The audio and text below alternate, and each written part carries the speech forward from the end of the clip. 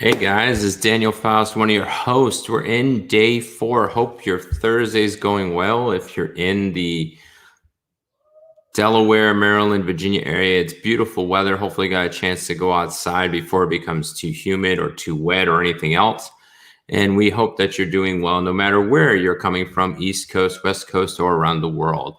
So again, my name is Daniel Faust, one of your hosts for Learn and Live, and also the War Hero to Superhero TV show on every Wednesday at 7:30 p.m., helping military veterans and first responders transform their lives from the bedroom to the boardroom. So this is one of your venues to go over and to get world-class information. But if you want to upgrade and go see it at your own digital platform at your own time, go over to find the Easy Way Network on one of your resources, Apple, Roku, whatever streaming place you go and find your media. So let's jump into our topic today. We've been talking about this the last couple of days, and it's actually part 4. Ooh, man, it's a foobar. It's okay. But bedroom, let's talk dirty, part 4. And part 4, and what we're talking about is we're not talking about dirty about sex, because sex is clean compared to this topic. This topic usually drives a wedge faster than bad sex or no sex. It's actually one of the top 10 reasons for divorce or separation. And as we've been covering the past couple of days, or if this is your first time listening, our topic actually about talking dirty about is money or finances. So this week we are coming from 5 angles on how to talk about money without being dirty, because we want to be clean, wash your hands 20 seconds, keep it COVID-19 clean, So we want that subject to be clean in your marriage or dating relationship, because we love money. Roughly around $1 trillion is traded a day before COVID-19 kicked in. But we don't visit this topic in marriage often. We visit it when it hits the fan. And we don't want it hitting the fan, right? Just played on words, right? Didn't cuss.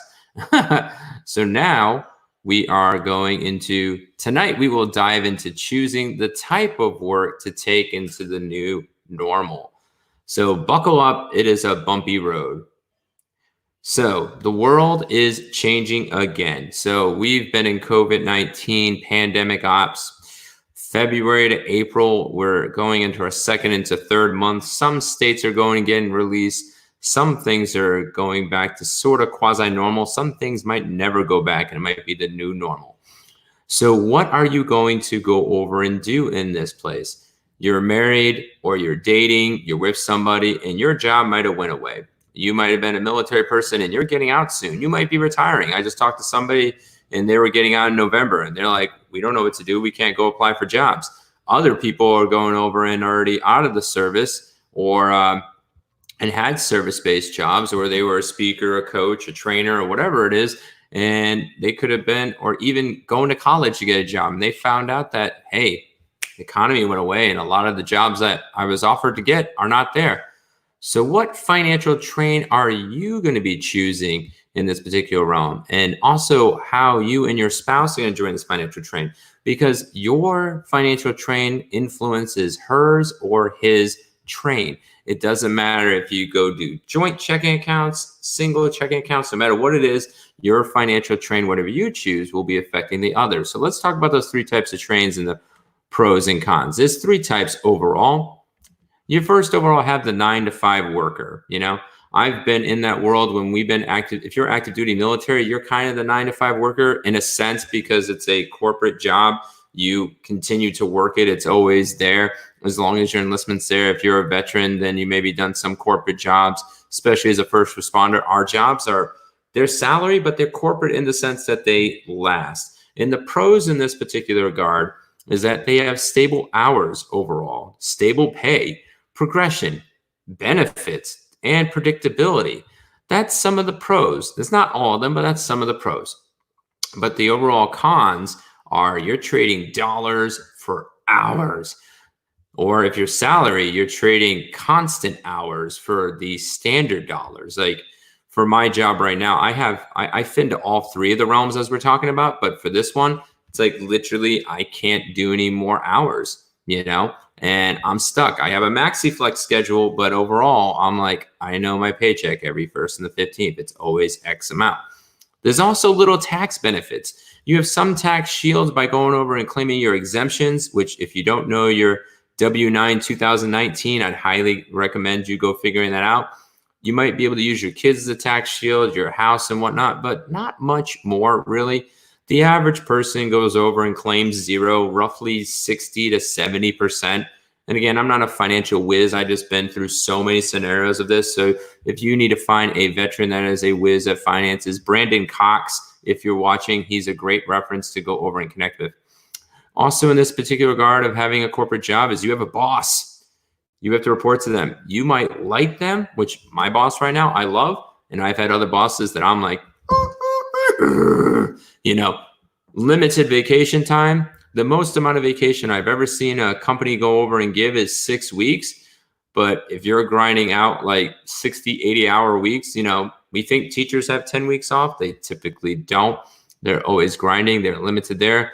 Also limited sick benefits and also overall benefits in general. There might be limited benefits. It depends on the company. You have to take what they go over and give you pretty much. And if you want to grab something else, you pretty much have to pay out of pocket. And you're still paying out of pocket. Perfect example for a job that I had. It was a 9-to-5 job and it was a contract. It's still kind of corporatized in a sense. And I earned $18 an hour. It was pretty good. I'm down in Arkansas. I'm getting disability and everything else. And I go over, it's my first job getting out of the service. And I go over and I'm like, maybe I don't need to use TRICARE Reserve. Maybe they got some cool medical benefits. So I asked them, I'm like, how would your medical benefits work? They're like, first your pay reduces down to $15.75 an hour. I'm like, what? You're taking $2.25 away from my pay? Yep. And they said, after your pay gets reduced to $15.75, you're going to be paying $350 a month. I'm like, what? You're taking $225 an hour from me? And now I got to pay another $350 a month? I said, this medical must be fantastic. They're like, I said, what's the copays? Oh, you pay between 15 to $50 in copays. And what's the cap? When do I stop paying? $15,000, they told me. $15K. You do the math, I get reduced down to roughly $13 an hour in pay. And now I'm forking out another $15K because I have a big family, which is another $7.5 an hour. And I'm down to like $6 an hour if I have really bad medical problems. I'm like, nope, I'll use TRICARE Reserve Select. It's either I chose it or I didn't choose it. That's all I really had in that particular job. So maybe this is something that you maybe want to stay into going over into the new normal. Maybe you're not into it and you want to get into the corporate world. I know for myself, I've bounced from world to world in this particular regard. For right now, I'm a balance of all three, but I've been just corporate. But maybe that's not for you. Maybe in this time of COVID-19 and changing the balance and the script, and this is a conversation that you need to get dirty in, but actually make it clean on where to go. So let's talk about the second major option. The second major option is gig economy. Now you can have your pros and cons about it. You've seen it in the news, talking about it through like Uber and other places and whatnot. But let's get to the pros first before everybody gets to the cons. All right. So let's talk about the pros. You get to choose your own hours. And I've worked several gig economies. I've worked Postmates. I've worked TaskRabbit. I've gone over and worked through several other people to doing gigs and whatnot, going through third-party websites and whatnot. There's no pay cap. There's no pay cap. In this particular regard, you can earn as much as you want, depending on the gig. You can negotiate your own rates, or if you work with a company, they tell you how much you earn per mile or per delivery or whatever it is. You get to be your own boss. I think that's one of the sweetest things, me personally, in the gig economy is I get to be my own boss. That I get to choose if I'm going to work or not work. It doesn't penalize me. As long as I fit the contractual agreements on what they go over and say, I get to choose what I want. You get to leave the job with pretty much no penalty at all. Sometimes there's very little penalty or no penalty at all. You can do multiple gigs. Your boss is not like, you're moonlighting, you're not involved, you're not here and everything else. You work for a corporate and you try to do a gig sometimes, it can go over in effect. But when you're working gigs itself, you can do multiple gigs for streams of income. And there's lots of tax benefits, especially if you have a family like my size, you have 6 total people in the household, including myself. So 4 kids and a wife. The dependence is huge. So you can write off a lot of stuff in that particular regard. So that's some of the pros. Some of the cons, no benefits. They're fighting for it right now, and they're trying to get them to become that way, but that's not what the gig economy was supposed to be. But that's the con. You have no benefits. They might give you perks, and say like, hey, you can save over here, do over here, or we got a corporate thing as that, but that's not a gig at that point. Gig is supposed to be a short-term job that you go over and do. No benefits, no true time off. It's not like you get paid to go over and like, yeah, I did like 6 deliveries with Postmate for the past 5 days. It's time to take a weekend off. You're not earning anything in that particular regard. You haven't met your quota per se. You have to figure out what quota that you need to earn.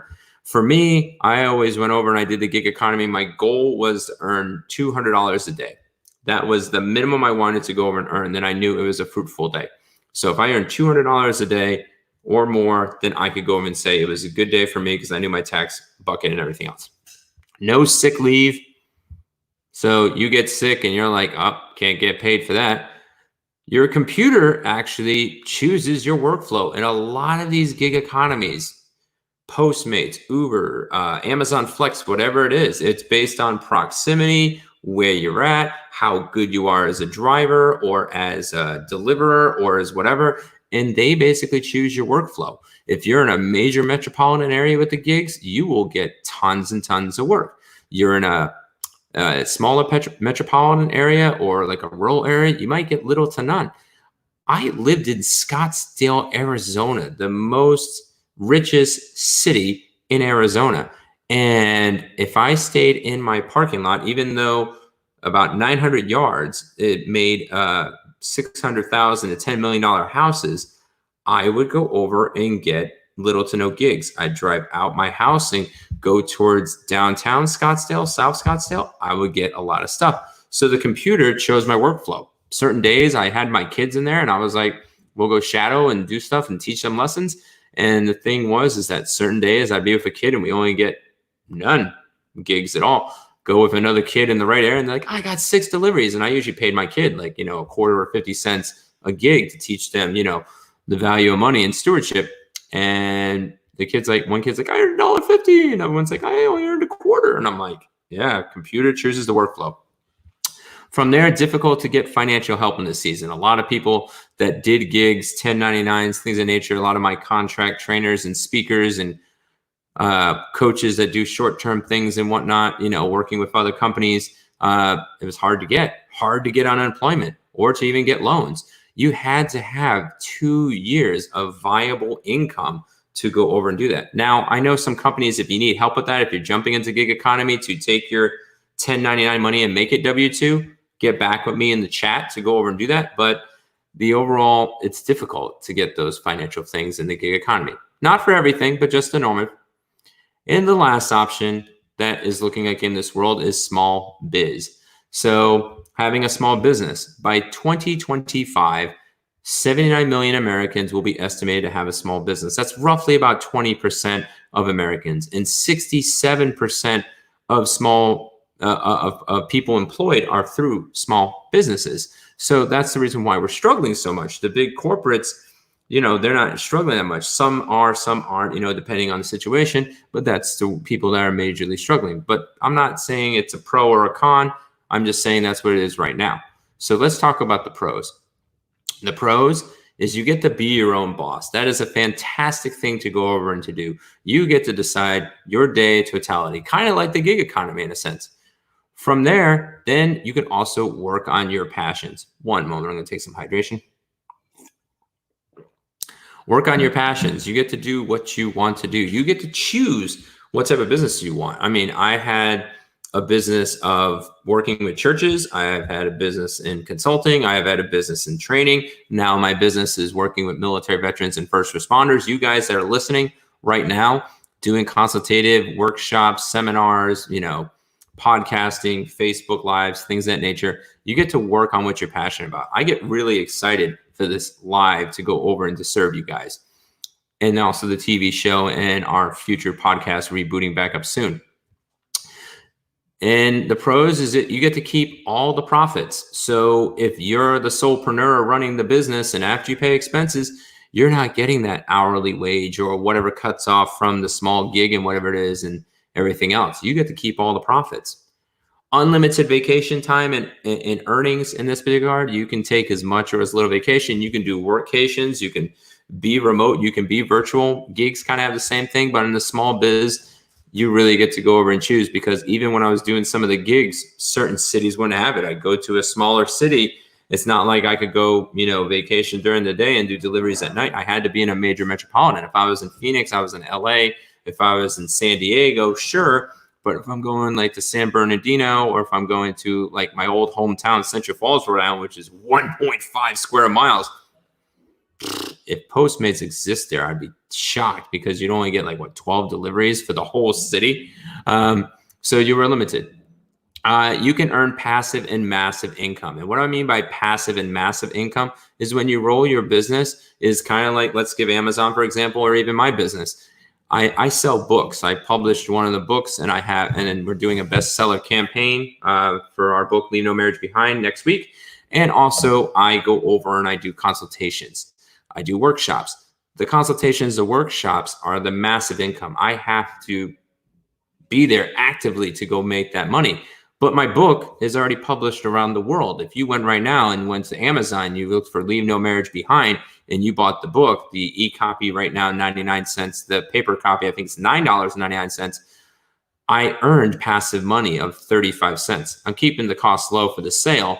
But if a million books went over and sold, I mean, you times that by 35 cents, that's at least $35,000, $40,000, of passive income. And if I'm earning that every year and a million copies go over and sold, I could be waking up every month there. Some authors I've worked with get hundreds of dollars a month in passive income, thousands. Some people earn tens of dollars, but it's money while you're sleeping. You wake up in the morning and you're like, look, there's money in my checking account. And it's not something I had to grind out and work, But there's cons in having a small biz.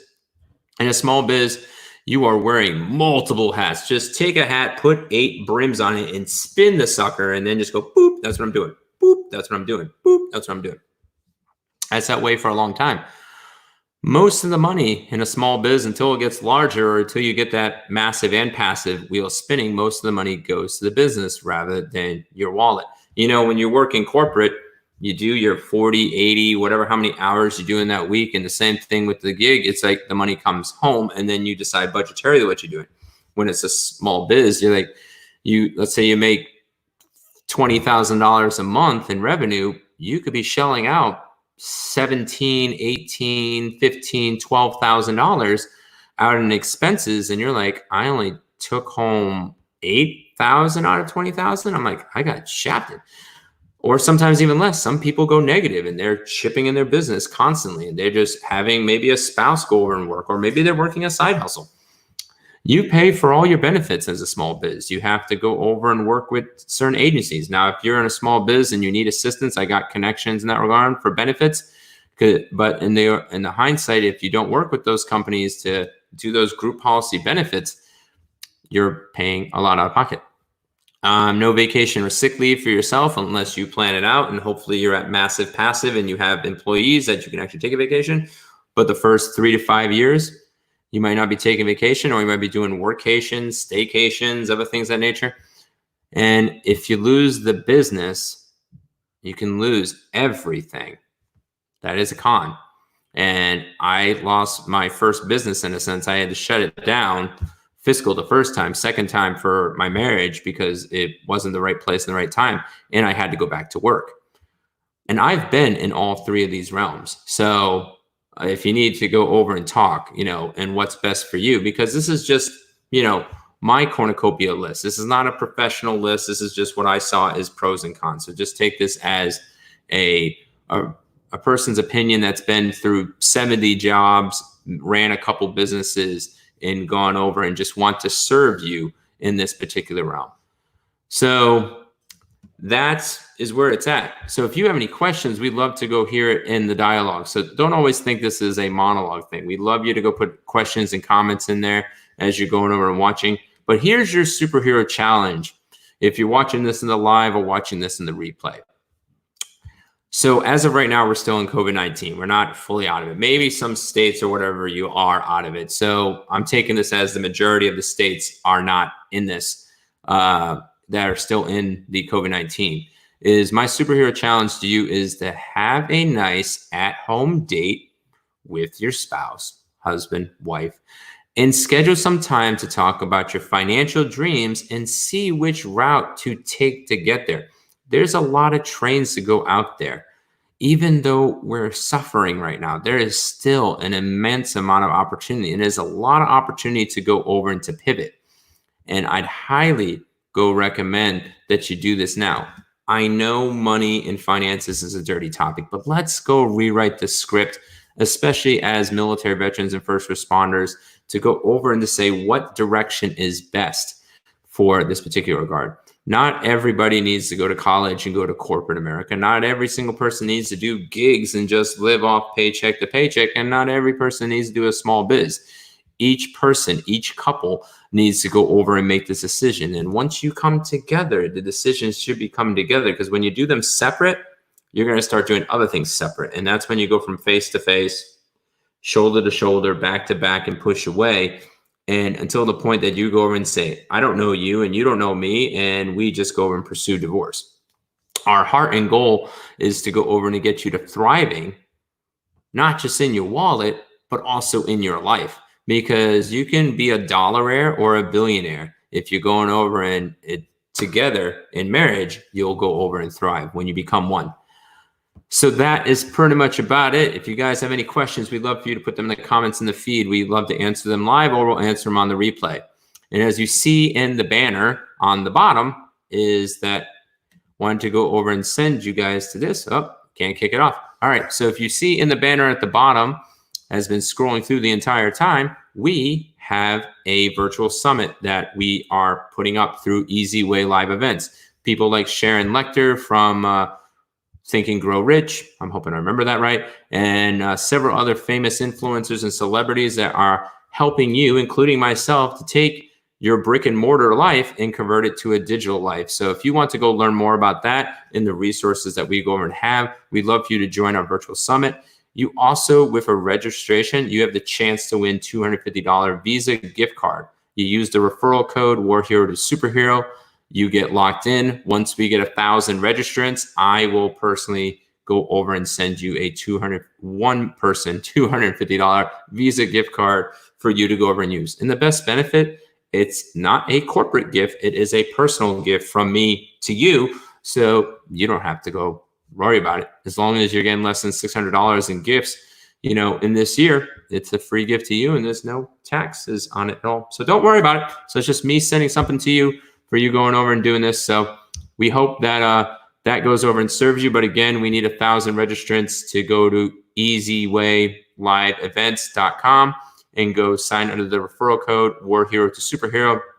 If you forget that code, just go over and instant message me and I'll send you the code so you can put it on there, or just put Daniel Faust, the crazy vet guy, the relationship vet guy, learn and live. No, whatever you put that's associated with me, they'll know. Just put that in there, because most everybody else is using the other person's names in the referral code. So War Hero to Superhero is the best way to go remember it, because they'll obviously know it's me. So that's it, guys. Unless you guys have any questions, any comments, I'd love to go hear them. So I'd love you to go, all right, if you take the superhero challenge, I'd love to hear it in the comments. If you actually do a nice home date and schedule this out, we'd love to go over and see you in there. And again, always a dialogue, never a monologue. So even though I'm going forever, the second you put a comment in there and it's worthwhile, in the sense of you're not a troll, I'm going to go over and answer that and serve you and connect with you. Oops, excuse me. So, all right, guys. Hope you guys have a great evening and a great Thursday, and check us out tomorrow for our final angle on Bedroom Let's Get Dirty, Part 5. The last angle on how to deal with your money and finances and have a thriving marriage. All right. Talk to you later. Thanks.